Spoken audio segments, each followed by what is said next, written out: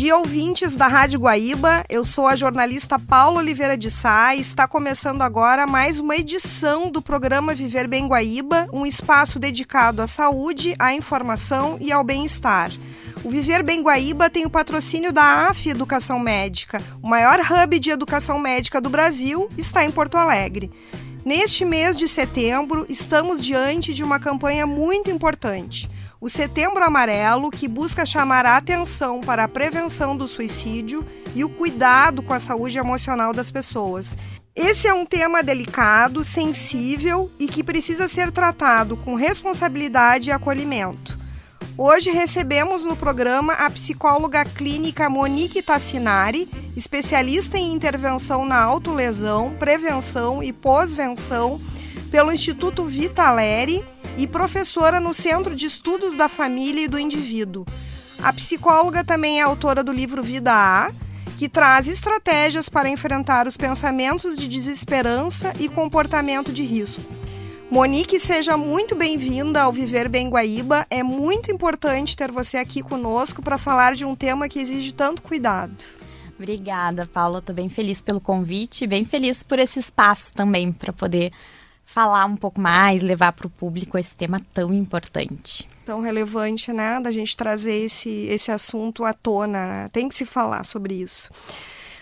Monique, o que representa o Setembro Amarelo e quais são os desdobramentos para a sociedade em termos de conscientização e prevenção? O Setembro Amarelo, ele é uma campanha de conscientização, então, de prevenção, né, da importância de se falar sobre o suicídio. Eu brinco que eu falo sobre isso o ano inteiro, mas que em setembro as pessoas conversam comigo. Então, tem muitos desdobramentos, assim, tanto a nível mais individual, da gente poder prestar atenção dentro da nossa casa, nas pessoas que estão ao redor, mas também de poder levantar políticas públicas, as escolas falam sobre isso, então olhar para a saúde mental das crianças. Eu tenho agora palestras agendadas em empresas, universidades, então a ideia é que a gente possa falar de saúde mental em ambientes que às vezes isso é esquecido. Até acaba sendo um tabu. Muito, né? muito Se grande. Tocar nesse assunto aqui, eu digo, é que nem falar de câncer também, né? Então é muito importante. E por que falar sobre esse tema de forma aberta, mas também cuidadosa, é tão importante? Então, como tu trouxe, né, Paula, o suicídio, a saúde mental é um tabu na nossa sociedade. Quando a gente olha para o suicídio, mais ainda. Então, falar de forma aberta é importante para que a informação certa e a informação de qualidade chegue em quem precisa. A gente tem muitos mitos em relação ao suicídio, né? Um deles é de que a mídia não pode falar sobre o tema.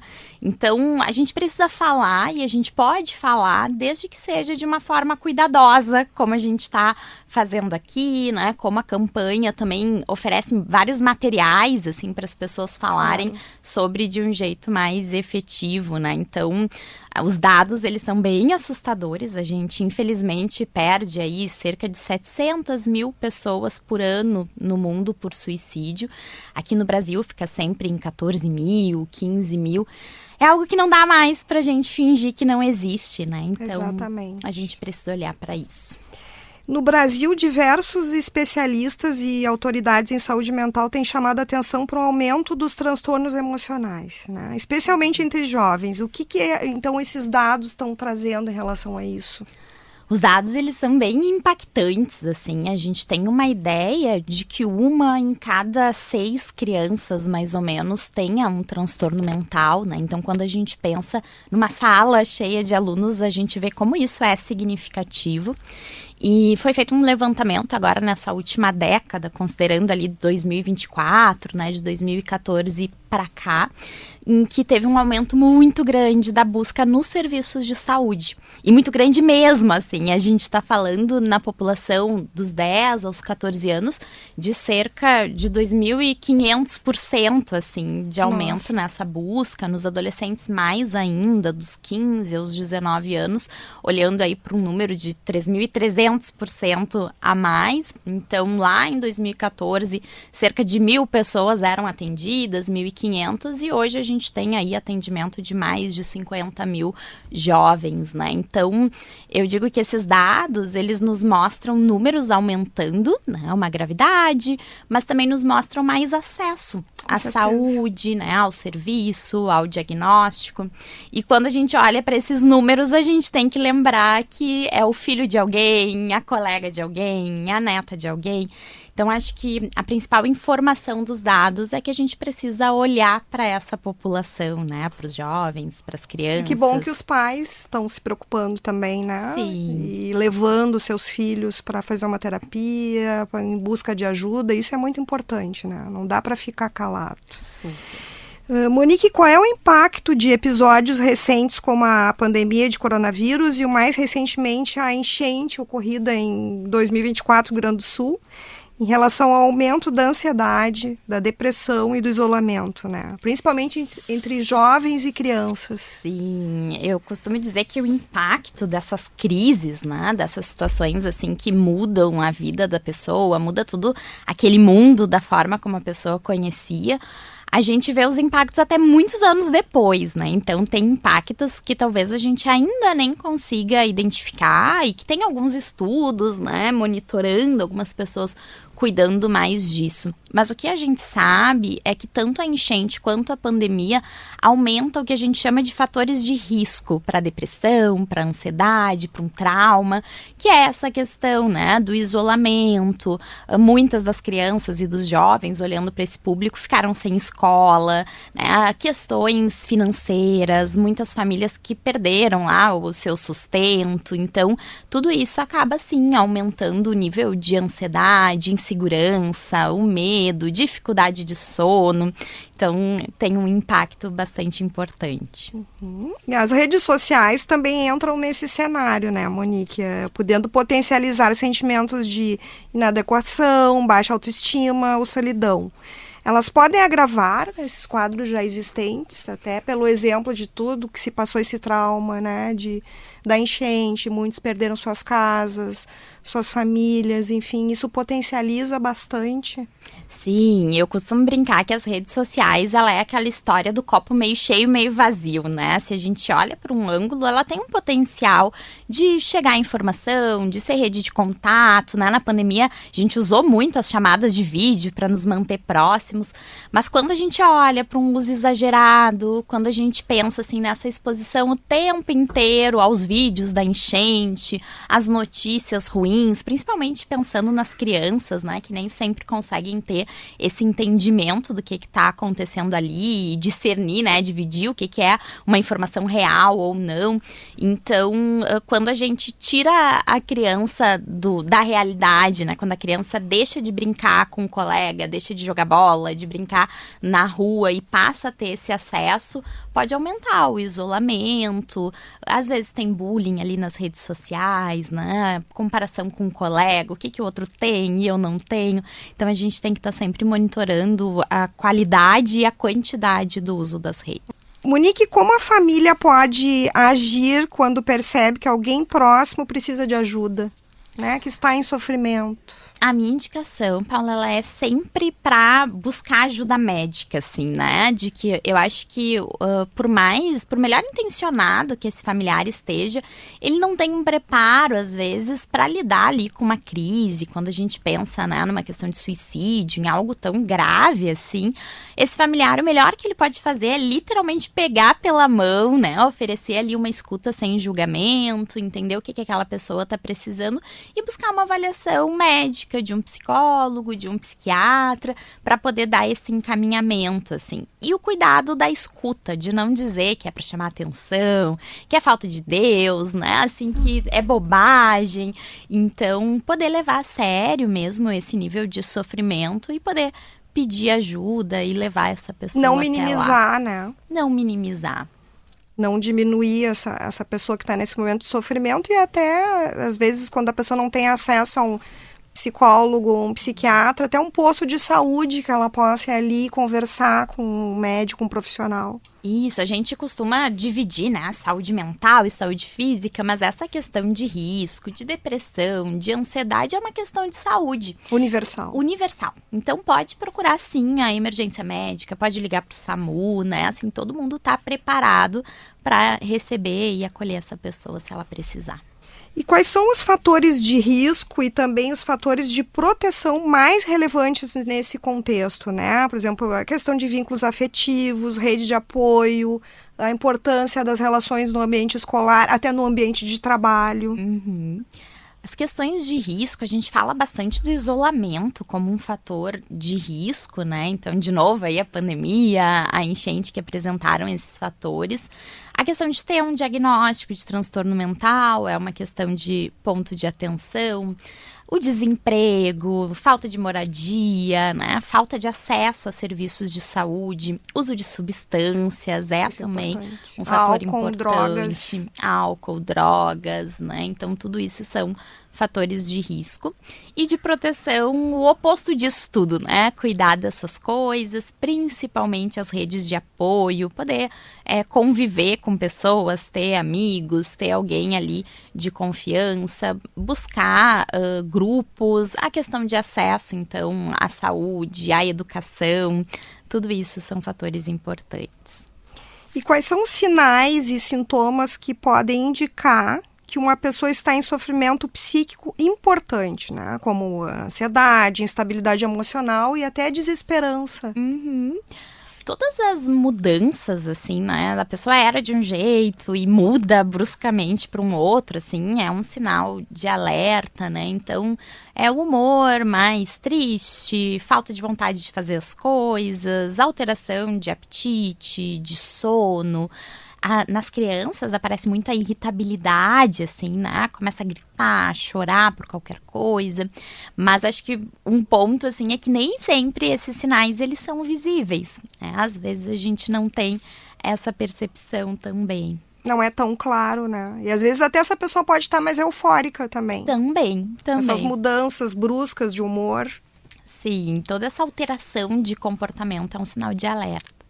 E como os familiares e amigos podem perceber e acolher esses sinais, assim? Quer dizer, ficar um pouco mais atento, como tu disseste, né? Às vezes essa criança, esse jovem, esse adulto mesmo, ele está mais recolhido, mais tímido, é uma pessoa que sempre falou, que participou das reuniões, tanto no ambiente de trabalho, como na escola, em casa. Quais são, assim, sutis movimentos que as pessoas podem observar, assim? Acho que esse ponto da observação do comportamento é algo que pode nos servir de alerta, né? Então a gente tá atento mesmo, a gente tá olhando, eu brinco, né? Que é chegar em casa e largar o celular e poder olhar realmente, assim, para enxergar o rosto da pessoa, né? Pra gente ver ali se tem algum sinal nesse sentido. Na própria interação, então quando a gente chama alguém para ver um filme, para fazer algo legal, ou até isso numa reunião, né, chama o colega pro cafezinho e vê que ele sempre topava, agora já não tá mais aceitando, a gente poder achar isso estranho. Mas ainda a melhor forma da gente saber é perguntando, né? É a gente questionar se tá tudo bem, e a gente, quando tem essa intimidade, pode perguntar de uma forma mais direta também, se essa pessoa já pensou ou tá pensando em se machucar, né? Em fazer algo contra ela. Então, quando eu digo assim que esses sinais, eles nem sempre são visíveis, é porque realmente não são. A gente escuta relatos muito tristes de pessoas que, nossa, pareciam que estavam bem, né? Seguindo ali o seu dia a dia, e de fato isso não estava visível, né? E a gente tem que ter um cuidado com isso, até pelos enlutados, que às vezes ficam com essa pergunta, também, né? O que eu não vi? Às vezes não tinha como ver mesmo, a culpa, né? A culpa, mas que tem esses pontos, talvez, que a gente E até possa... pegando esse gancho, né? Como essa pessoa pode lidar com a culpa, né? Quem perdeu um ente querido, enfim, uma pessoa dessa forma tão violenta, tão brusca, né? Sim. A gente tem uma informação que, pra mim, assim, quando a gente fala de suicídio, ela é uma das principais, assim, que é que o suicídio, ele é multifatorial. Então, a gente não pode dizer que uma única causa, né, foi responsável ali pela questão do suicídio, né? Então, eu costumo dizer, assim, todo mundo passou pela pandemia, literalmente o mundo. algumas pessoas tiraram a sua vida, né, e outras não. Então, quando vem essa culpa, eu digo para esse familiar, né, a gente tá comendo uma pizza inteira, quando na verdade a gente tinha que repartir essas fatias, né? Então a gente tem vários fatores, assim. Então acho que olhar por esse lado racional, assim, de ser multifatorial, de ter muitas coisas que se atravessam, e também um pouco de tolerar essa sensação da incerteza, né? Assim, o que as pessoas dizem é, racionalmente eu sei, quando eu paro para pensar, eu sei que eu não tenho culpa, mas a sensação, ela é essa, né? Então como que a gente tolera essa sensação? E aí tem grupos de enlutados que ajudam bastante, assim, nas redes sociais. Tem muitos grupos de apoio que podem ajudar, então, a dividir essas sensações, a ver as pessoas que passaram por isso há mais tempo, como que elas estão lidando, né? A busca pela terapia, isso é tudo isso ajuda. E qual o papel do psicólogo e da equipe multiprofissional, como tu havias comentado também, né, no cuidado das pessoas vulneráveis emocionalmente, né? Qual é o tipo de tratamento indicado para a pessoa que já tentou, no caso, suicídio? O papel do psicólogo, ele vai se colocar muito nesse lugar da escuta empática, né? Eu brinco, assim, que a escuta, ela é cuidadosa, ela é uma escuta acolhedora, empática, mas ela também é uma escuta técnica, né? Então, a gente vai ajudar o paciente a identificar, né, quais são os sinais para ele poder ver quando ele precisa de ajuda, né? Como que ele percebe que esses pensamentos estão chegando, mesmo que ele não deixe isso visível para outra pessoa, como ele se dá conta que precisa dessa ajuda também.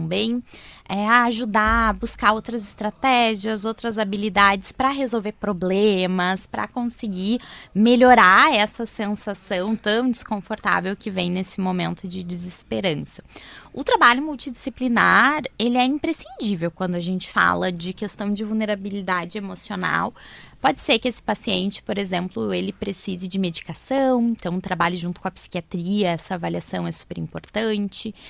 Se precisar de um atendimento médico, hospitalar, equipe de enfermagem, técnico de enfermagem, entra nessa equipe multi também. A própria assistente social, se a gente for pensar numa necessidade de contato com a família, de pedir direitos nas políticas públicas, né? Acesso à moradia, emprego, enfim. E o tratamento, ele é essa busca de preferência por um profissional de saúde mental que possa fazer essa avaliação e que possa fazer esse encaminhamento para o tratamento, né? E aí a gente tem diferentes estratégias para dividir com os pacientes e trazer um pouquinho mais de esperança, né? De alento para essa pessoa e ajuda, né? E, Monique, existem estratégias práticas que ajudam a prevenir o suicídio? O que pode ser feito no dia a dia, até pela sociedade, né? Acho que isso é dever de toda a sociedade. Sim, super importante. Eu brinco, assim, que a gente pode ir crescendo, né? Assim, a gente vem ali do individual de cada pessoa. Então, o que a gente pode fazer para se cuidar, né? Tomar medicação se a gente precisa, fazer exercício físico, alimentação. Essas coisas até meio chatas, às vezes, que a gente cansa de ouvir, mas essas estratégias de equilíbrio, assim, de autocuidado dentro do possível. A nível de olhar para as pessoas ao nosso redor, assim, essa questão da escuta, né? De poder ligar para um amigo que sabe que está precisando, de poder oferecer ajuda, de poder oferecer, acompanhar até o médico, né? Eu sempre digo que dar um telefone muitas vezes não é suficiente, né? A pessoa não está em condições de buscar. Então tem essas pequenas ações práticas, né? Da gentileza, do dia a dia, da gente não ter ideia do que as pessoas estão passando, e depois estratégias maiores, assim, que aí entram também as questões de políticas públicas, né, a gente poder também dentro das empresas privadas prover um bom ambiente de trabalho, né, direitos, acesso à moradia, alimentação, emprego, é bem complexo, mas é legal todo mundo pausar e se perguntar, né, o que eu posso fazer pelo outro e que é a minha responsabilidade. E essa questão da escuta ativa é muito importante, né? É muito. As pessoas falam muito mais hoje do que ouvem. Sim, super importante a gente inverter às vezes, né? Eu digo que as pessoas chegam com um problema e a gente diz, eu também, aconteceu comigo, né? E não, assim, da gente poder ouvir, da gente poder dizer, né, que sente muito, enfim. Eu gostaria que tu deixasse uma mensagem para as pessoas que estão em sofrimento emocional, com base nas dicas do teu livro Vida A, que traz 5 passos para vencer o sentimento de desesperança. Eu achei muito bonito isso. Obrigada. Eu acho que, principalmente, assim, né, em primeiro lugar, dizer para essas pessoas que eu sinto muito, né, sinto muito que elas estejam se sentindo dessa forma, assim, nesse momento, que talvez elas não estejam conseguindo enxergar as coisas sozinho, né, enxergar uma saída, uma alternativa. Eu brinco que muitas vezes é como quando a gente tá com óculos no rosto procurando e chega alguém de fora e diz, é esse o que tu tá procurando, né? Então, que possa compartilhar, que possa pedir ajuda para alguém de confiança, para um profissional da saúde, que daqui a pouco essa pessoa consiga ajudar, então, a enxergar esses motivos para viver, que de repente essa pessoa não esteja nesse momento. E muitas vezes, quando eu digo isso para alguém, a pessoa me diz, mas eu não queria incomodar, né? E aí eu sempre brinco, assim, que eu não tenho dúvida que é pra gente pensar na pessoa que a gente mais ama nesse mundo, né? Mesmo que a relação não esteja legal agora. E que, sem dúvidas, essa pessoa prefere ser incomodada com isso, né? E ter essa possibilidade de ajuda, do que receber uma notícia ruim depois, sem ter podido, né, fazer nada, sem ter tido essa chance também de contribuir, né? De acolher nessa melhora, assim. Então, é esse incentivo, né, de pedir ajuda, enfim. E oferecer ajuda, né? E fazer toda a diferença. Eu digo, às vezes, até um bom dia. Tu dá para um vizinho, às vezes no elevador, pode mudar o dia de uma pessoa. Verdade. Chegamos ao final deste primeiro bloco do programa Viver Bem Guaíba. Eu quero agradecer muito a psicóloga Monique Tassinari pela conversa tão importante sobre a prevenção do suicídio. Obrigada, Paula. Obrigada pelo convite. Se você ou alguém próximo estiver passando por um momento difícil, não hesite em buscar apoio. O Centro de Valorização da Vida atende gratuitamente 24 horas por dia pelo número 188. Lembre-se, você não está sozinho. Fique com a gente, porque depois do intervalo o programa volta com mais um entrevistado que vai falar sobre saúde e qualidade de vida.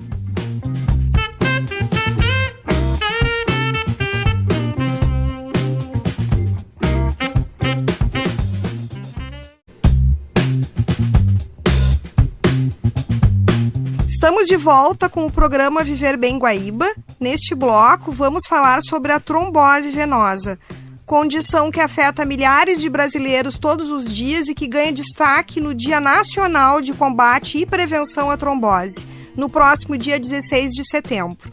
Para nos ajudar a entender melhor a incidência, fatores de risco, prevenção e tratamento, recebo a doutora Luciane Barrinesh, cirurgiã vascular, especialista em doenças venosas e membro da diretoria da Sociedade Brasileira de Angiologia e Cirurgia Vascular Regional RS. Doutora, obrigada por estar conosco aqui. Seja bem-vinda. Eu que agradeço, é uma honra estar aqui, gostei muito do convite, vai ser ótimo conversar sobre uma patologia super prevalente na nossa população e poder passar um pouquinho do meu conhecimento para todos. Perfeito. Para a gente começar o bate-papo aqui, o que é trombose venosa, né? As pessoas se confundem muito com outros tipos de trombose. Isso, Existe a trombose venosa e a trombose arterial. A trombose venosa é quando existe a formação do trombo dentro do vaso sanguíneo veia.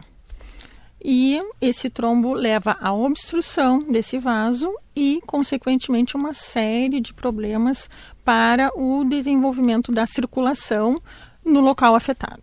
É correto dizer que 1 em cada 1.000 indivíduos por ano terá trombose venosa? Sim, corretíssimo. Esse dado está super certo. Essa é uma estatística global. E no nosso país, aqui no Brasil, se estima que cerca de a cada 100 mil pessoas, 60 têm trombose venosa. Isso é muito alto, né? É um índice bastante alto. E é um índice alto numa doença bastante prevalente e que ocasiona algumas complicações bem importantes. Até mesmo uma complicação fatal, que é a embolia pulmonar. Uhum. E ela é mais prevalente em mulheres, né? Acima dos 40 anos, isso também está correto? Também está correto, exatamente. Cerca de 60% dos indivíduos que têm tromboses venosas são mulheres. Principalmente pelo fator hormonal e pelas gestações, que também engloba o fator hormonal. E claro, quanto mais idade a mulher vai tendo, maior a chance de fazer um evento trombótico. E também, chegando à menopausa, as alterações hormonais e a necessidade de repor hormônio também pode interferir nessa maior ocorrência de trombose. Olha só. E doutora Luciane, quais são os principais fatores de risco para a ocorrência da trombose, né? Como tu disseste, a questão da gestação, a idade avançada, histórico familiar também, imagino que seja relacionado. Todos. Exatamente, todos são bastante importantes. Eu vou começar pela idade, então a gente já conversou. Quanto maior a idade da pessoa, maior a chance de ter trombose. A partir dos 40 anos, isso aí é extremamente evidente. Então, também a questão de imobilidade. Então, aquelas pessoas que ou precisam ficar imóveis porque passam por algum tratamento de saúde, uma cirurgia, ou que tem algum problema ósseo, alguma fratura. Os nossos idosos, que com o passar do tempo vão tendo dificuldade de mobilização e acabam não caminhando, ficando mais restritos a poltronas, a leitos. Acamados, né? Acamados, exatamente. A questão hormonal, que a gente já conversou, muito relacionada ao estrogênio, ao hormônio feminino. Por isso, essa tendência às mulheres a terem mais trombose que homens. E a gente não pode esquecer do fator hereditário. Existem as trombofilias, que são tendências a ter trombose. Uma tendência familiar, hereditária, genética, a ter aquela alteração da coagulação que pode levar à formação de coágulos. E isso aí é muito importante, tem que ser acompanhada por um especialista. E às vezes até essas pessoas que têm familiares com um histórico forte de trombose, com um fator importante relacionado à trombose, têm até que usar anticoagulante para sempre. Olha, é importante já fazer, quer dizer, a pessoa que já tem histórico familiar, já investigar isso com o médico. Sim, é muito importante. A questão da obesidade também, né, doutora? Eu imagino que esteja muito ligado. Muito ligado. Os eventos. Porque a obesidade leva uma tendência maior a restrição de movimentos, né? O obeso, ele tem uma dificuldade maior de se movimentar. E também porque a obesidade aumenta a pressão nas veias ali das pernas. E isso aí faz com que ocorra uma lentificação do fluxo de retorno, e essa lentificação do fluxo dentro das veias pode originar coágulos. Quer dizer, problema de circulação sanguínea. Sim, exatamente. O sangue não consegue retornar porque tem um peso muito grande lá em cima. E o sangue vem nas veias contra a ação da gravidade. Então, ele já tem uma dificuldade de voltar. A gente depende muito da musculatura. Aí, uma pessoa obesa, que não se movimenta muito e com uma pressão grande, peso, né? Sedentária, que acaba não se mobilizando. Acho que outra questão também, a questão do tabagismo. Sim. Tabagismo é diretamente relacionado com a tendência à trombose, porque aumenta a viscosidade do sangue, né? Então, o sangue fica mais viscoso. E ainda mais associado, vamos dizer, até o uso de anticoncepcional, né? Sim, exatamente. As mulheres já sofreram muito com isso. Atualmente já melhorou muito, porque, graças a Deus, já se tem o conhecimento, já se sabe o que não fazer, né? E o que fazer para prevenir. Então, teve uma época que as mulheres fumavam muito. Sim. E usavam anticoncepcionais com altas taxas de hormônio. E isso aí fez com que aumentasse a ocorrência desses eventos de trombose no sexo feminino. E no caso dos homens, a questão do tabagismo também. Obesidade, eu digo, a gente está se centrando um pouquinho mais na mulher, mas também tem esses outros fatores, né? Sim. Homens também têm trombose. Tá? Na realidade, assim, toda pessoa que não controlar esses fatores de risco que nós estamos conversando a respeito deles, vai ter uma chance aumentada de desenvolver um fenômeno tromboembólico. E se tem uma hereditariedade, se tem um fator familiar envolvido... Mais ainda, né? Mais ainda. E, doutora Luciane, quais são os sintomas mais comuns da doença, né? Bom, antes de falar dos sintomas, é importante eu citar que em torno de 50% das tromboses são assintomáticas.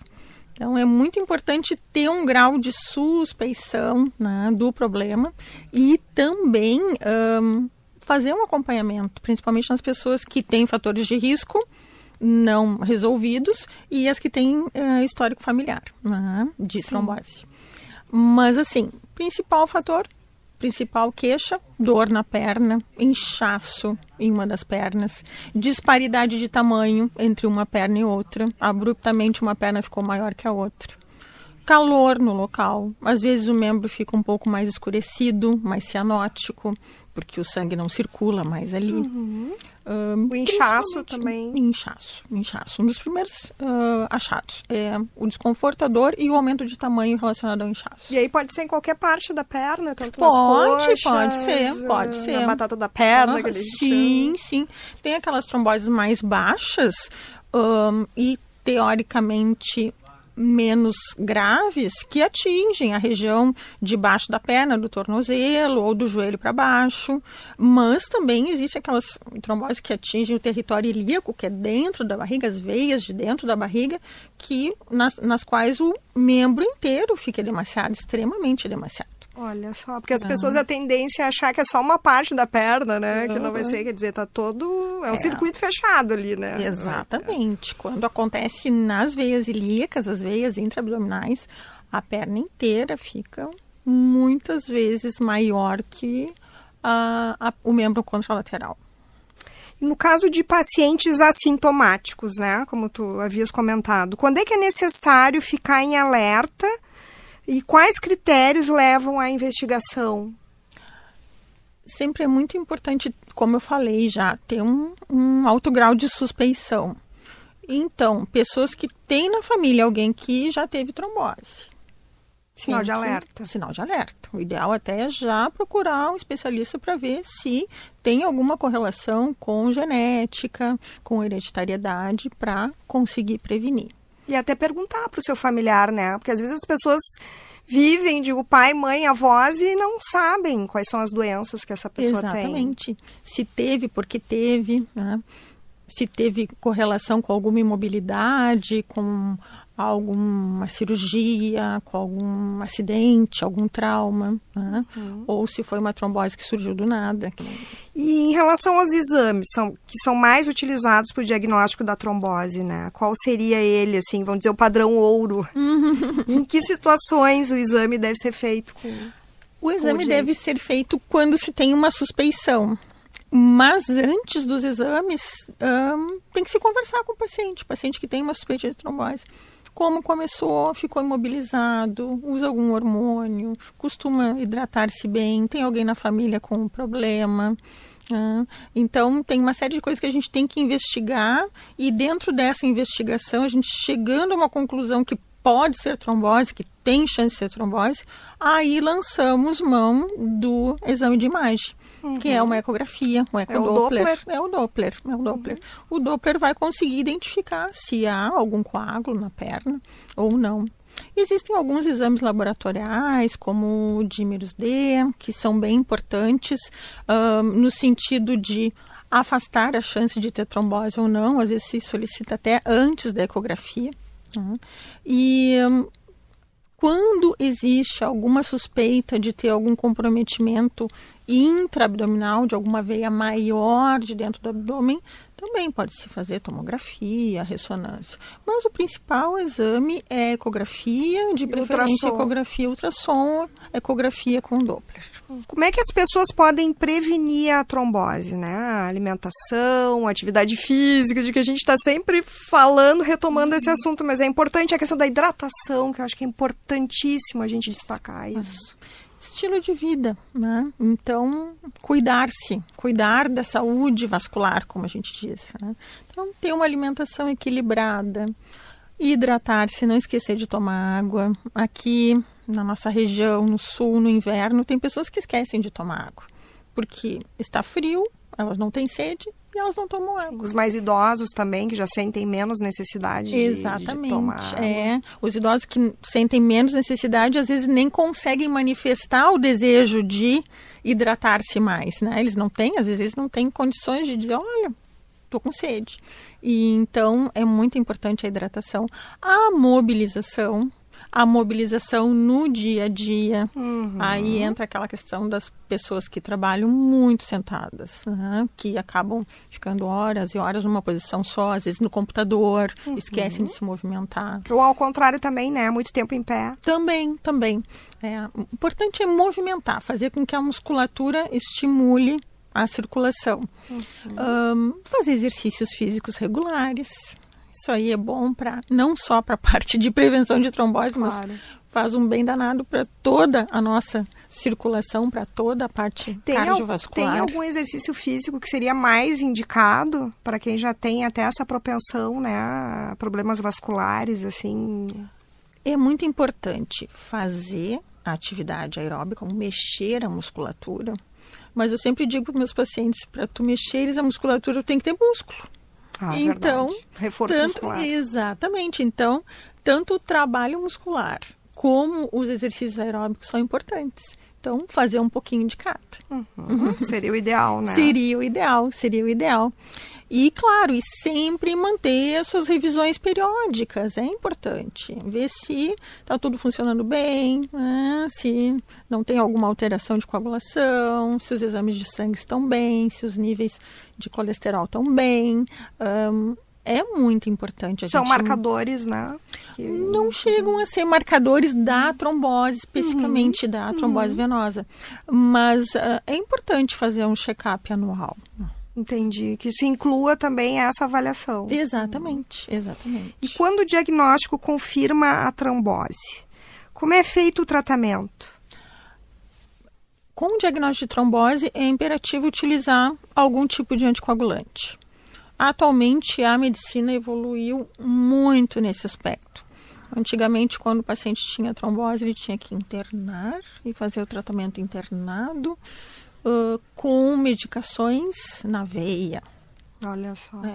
Hoje em dia, a grande maioria dos casos, salvo casos mais graves, são tratados ambulatorialmente. É feito o diagnóstico, o paciente recebe uma medicação que ele pode usar em casa e fica fazendo o acompanhamento com o seu médico sem necessitar entrar dentro do ambiente hospitalar. Nossa, isso é um ganho, né? Foi um grande avanço dos últimos anos, assim. A questão do repouso também. É importante. Nos primeiros dias, nos primeiros 3 a 5 dias é importante o repouso. E também o uso de compressão elástica. O uso da compressão elástica ele vai favorecer que esse paciente retome a sua vida normal o mais rapidamente possível, sem sofrer com edema, com desconforto. Então, a compressão elástica é um excelente método para diminuir as queixas, aquelas iniciais da trombose. E é importante ver também qual é o tipo de meia, né? Sim. Qual é a compressão que vai fazer, né? Porque às vezes a pessoa vai na farmácia, aquele arsenal que tem todos os tipos, isso tem que ser visto com o médico. Tem que ser prescrito pelo médico, né? Então, nunca se automedicar, né? Nem usar a meia que achou mais confortável ou que o amigo recomendou. Indicou, fiz aquela viagem de avião, usei aquele tipo de meia, pode ser ao contrário o efeito. Ou usar a meia do familiar, né? Tô usando a meia da minha mãe. Não. Tem que ser a meia específica, com a compressão adequada, com o tamanho adequado. Perfeito. E doutora Luciane, o que o paciente precisa saber para aderir e evitar recorrências da doença, né? Nos casos das pessoas que já tiveram esse episódio de trombose. O acompanhamento com o seu médico, acompanhamento regular e controlar os fatores de risco. Então, fazer exercício físico, controlar a obesidade, evitar a desidratação, ter uma alimentação regrada, evitar o consumo de álcool. Então, uma série de tomar medicação certinho. Tomar medicação, quem tem que usar a medicação sempre, né? Porque, na maioria das vezes, quem tem trombose usa a medicação. Terminado o tempo de tratamento, se foi uma trombose que a gente chama provocada, essa pessoa está liberada da necessidade de ter que obrigatoriamente usar um anticoagulante. Mas isso quem vai definir vai ser todo o quadro, o porquê que a trombose aconteceu. Tem pessoas que têm que usar algum tipo de anticoagulante para toda a vida. pacientes crônicos, que já tem Pacientes caso. crônicos, exatamente. Então, não adianta fazer o tratamento ali 3 meses, né, e nunca mais ir no médico. Que a Não gente tem. sabe que acontece Exatamente. muito isso, né? Além da automedicação, a pessoa que, eu vou tomar, já tô bem, vou parar de tomar a medicação. Exatamente. Aí o risco... Aumenta, né? E a chance de recidiva é extremamente importante. Então, fazer o tratamento e continuar o tratamento. É um tratamento continuado. Doutor, agora aquele momento, assim, para descomplicar, um quadro rápido aqui de mitos e verdades. Eu vou te lançar algumas questões aqui para as pessoas ficarem atentas no que elas têm que ter cuidado, né? Grávidas têm mais risco de desenvolver a doença? Sim, verdade. A trombose ocorre apenas nas pernas? Não. A trombose nas pernas. As pernas são o local de maior frequência da trombose. Mas existem tromboses de veias pélvicas, de veias abdominais, trombose de braço.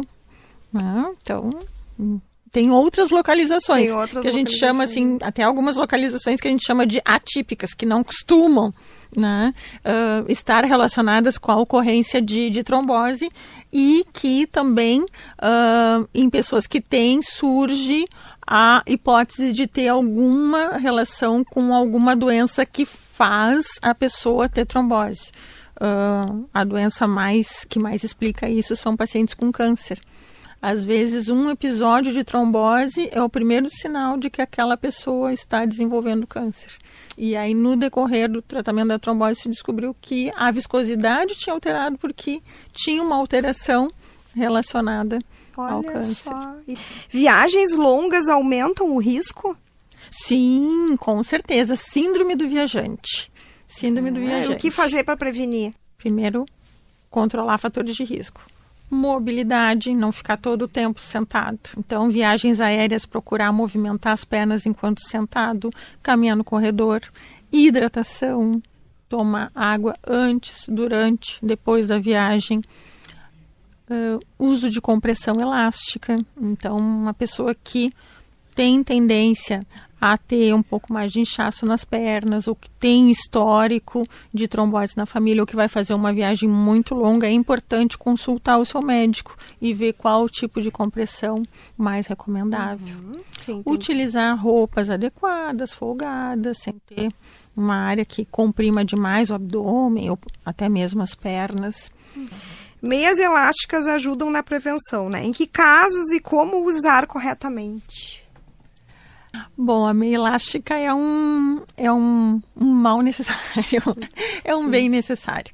A meia elástica, ela estimula a circulação das pernas. Então, ela ajuda nesse retorno do sangue da periferia para o coração, favorecendo o fluxo contra a ação da gravidade. Então, elas têm extrema importância em pessoas que não conseguem ter uma mobilidade adequada no dia a dia. Então, quem trabalha muito sentado. Então, que seria ideal para... Quer dizer, a meia acaba sendo muito indicada para vários tipos de pessoas também, Vários tipos de pessoas. Pessoa que vai viajar também, né? Sim, exatamente. Cirurgias aumentam o risco? Quais são os cuidados no pré e pós-operatório? Ah, sim. Cirurgias, principalmente as de grande porte, nas quais o tempo cirúrgico é muito prolongado, tem realmente contribuem realmente para um aumento do risco de trombose venosa. Isso aí tem que ser muito bem avaliado no pré-operatório, e hoje em dia já existem protocolos específicos para prevenção, com o uso de dispositivos durante o procedimento para estimular o retorno venoso, o uso de meias elásticas no período de maior imobilidade dos pacientes e protocolos também de uso de anticoagulantes preventivos. Olha só. Quem tem varizes vai necessariamente ter trombose? Necessariamente não, mas as varizes fazem com que o sangue fique mais lentificado no seu retorno, e a lentificação do fluxo favorece a trombose. Então, quem tem varizes tem uma chance maior do que uma pessoa que não tem de desenvolver um fenômeno trombótico. Todos os anticoncepcionais causam trombose? Não, nem todos.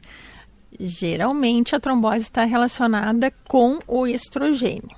Isso também já melhorou muito, porque atualmente já se sabe que a relação do estrogênio para maior risco de trombose tem relação com o uso dele combinado com a progesterona. Então, o uso da progesterona isolado não é tão maléfico assim para a circulação como o estrogênio. E naquelas pacientes que precisam usar estrogênio não como anticoncepcional, mas como terapia de reposição hormonal, hoje em dia, com novas opções de administração de estrogênio, já se consegue diminuir bastante esse risco. Olha que importante a gente estar trazendo isso, né? Porque as isso mulheres fazendo reposição hormonal às vezes se assustam, né? Exatamente. E hoje em dia já existem métodos bastante seguros de repor o estrogênio sem necessariamente aumentar o risco trombótico. Perfeito. A gente está chegando para o final aqui do programa, infelizmente, porque tem muitas coisas aqui para perguntar ainda, né? Mas qual é a mensagem, doutora, que tu deixarias para a nossa audiência sobre reconhecimento, prevenção e busca de atendimento, né, especializado? Isso é muito importante destacar. Em primeiro lugar, eu gostaria de enfatizar que é muito importante as pessoas cuidarem da sua saúde vascular. Mas o que é a saúde vascular? É preservar a sua circulação, é ter hábitos de vida saudáveis que melhorem o seu sistema circulatório como um todo. Qual é a primeira recomendação? Praticar exercício físico, movimentar-se e fazer um acompanhamento médico periódico. Se já tem uma tendência maior a problemas circulatórios, procurar um especialista vascular, ver qual é a sua situação. Se realmente precisa fazer algo a mais, além de ter um estilo de vida saudável, se já tem que usar algum mecanismo de proteção, se tem que usar alguma medicação. Isso aí é fundamental. É fundamental para se reduzir esses eventos, né? Exatamente. E prevenir. Doutora Luciane Barrinesh, muito obrigada pelas explicações claras e por reforçar a importância da prevenção, do diagnóstico precoce e do tratamento adequado da trombose venosa. Eu que agradeço a oportunidade. Para você que nos acompanha, observe os sinais, cuide do estilo de vida e procure orientação médica sempre que houver dúvida. O Viver Bem Guaíba tem o patrocínio da AF Educação Médica. Estude com quem mais entende de medicina do Brasil. Pós-graduação AFIA, prática, excelência e evolução na sua carreira. Lembrando que as 2 entrevistas de hoje estarão disponíveis no Spotify. Na mesa de áudio, Jefferson Gomes, na técnica Jorge Brum, produção e apresentação de Paula Sá, gerência de jornalismo e esporte Rafael Sequim e direção geral de Claudinei Girotti. Bom final de semana e até o próximo sábado ao meio-dia aqui na Rádio Guaíba.